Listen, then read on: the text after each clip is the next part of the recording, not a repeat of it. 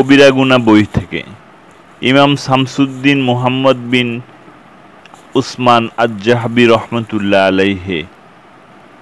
আজ পড়ছি পিতামাতার অবাধ্য হওয়া ও তাদের কষ্ট দেয়া। আল্লাহ তাআলা সূরা বনী ইসরাঈলে ইরশাদ করেছেন, তোমার প্রতিপালক ফয়সালা করেছেন যে তোমরা আল্লাহ ছাড়া আর কারো ইবাদত করবে না এবং পিতামাতার সাথে সদ্ব্যবহার করবে, অর্থাৎ তাদের উভয়ের সেবা যত্ন করবে ও তাদের প্রতি ভালোবাসা ও সহানুভূতিপূর্ণ আচরণ করবে।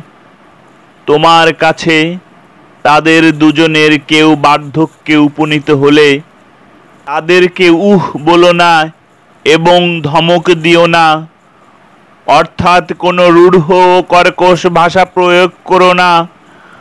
বস্তুত তারা উভয়ে যখন তোমার সেবা যত্ন করেছে তখন তোমার তাদের সেবা যত্ন করা উচিত।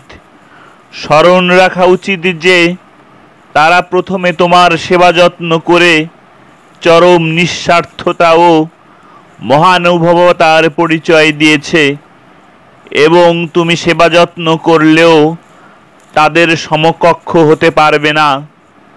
পরিতাপের বিষয় যে শৈশবে পিতামাতা সন্তানের কাছ থেকে কষ্ট পেয়েও সেবা যত্ন করে সন্তানের সুস্থ ও দীর্ঘ জীবন কামনা করত, আর সন্তান বৃদ্ধ পিতামাতার কাছ থেকে একটু কষ্ট পেলেই তার তাড়াতাড়ি মৃত্যু কামনা করে। এরপর আল্লাহ বলেন, তাদের উভয়ের সাথে কোমল ভাষায় কথা বলো, অর্থাৎ বিনয়ের সাথে ও আন্তরিক সহানুভূতির কথা বলো।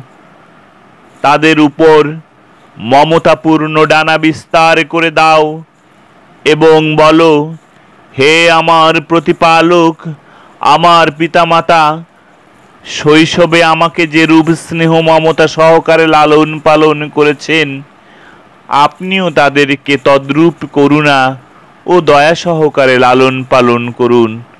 সূরা লুকমানে আল্লাহ বলেন, তুমি আমার কৃতজ্ঞ হও এবং তোমার পিতামাতার কাছে কৃতজ্ঞ হও। তুমি আমার কাছে কৃতজ্ঞ হও এবং তোমার পিতামাতার কাছে কৃতজ্ঞ হও। লক্ষণীয় যে আল্লাহ তাআলা কিভাবে নিজের প্রতি কৃতজ্ঞতার সাথে পিতামাতার প্রতি কৃতজ্ঞতাকে যুক্ত করেছেন।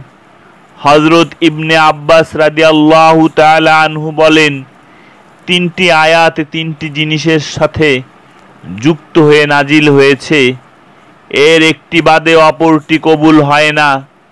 প্রথমটিতে আল্লাহ তাআলা বলেছেন, আল্লাহর আনুগত্য করো ও রাসূলের আনুগত্য করো। যে ব্যক্তি আল্লাহকে মানবে ও রাসূলকে মানবে না, তার আল্লাহকে মানা কবুল হবে না। দ্বিতীয়টি আল্লাহ বলেন, তোমরা নামাজ কায়েম করো ও যাকাত দাও। যে ব্যক্তি নামাজ পড়বে ও যাকাত দেবে না, তার নামাজ কবুল হবে না। তৃতীয়টি আল্লাহ বলেন, তুমি আমার প্রতি কৃতজ্ঞ হও এবং তোমার পিতামাতার প্রতিও কৃতজ্ঞ হও। যে ব্যক্তি শুধু আল্লাহর প্রতি কৃতজ্ঞতা প্রকাশ করবে এবং পিতামাতার প্রতি কৃতজ্ঞ হবে না, তার আল্লাহর কৃতজ্ঞতা অর্থহীন ও অগ্রহণযোগ্য। এজন্যই রাসূল সাল্লাল্লাহু আলাইহি ওয়াসাল্লাম বলেছেন, পিতামাতার সন্তোষে আল্লাহর সন্তোষ নিহিত এবং পিতামাতার অসন্তোষে আল্লাহর অসন্তোষ নিহিত। আল জামে আত-তিরমিজি।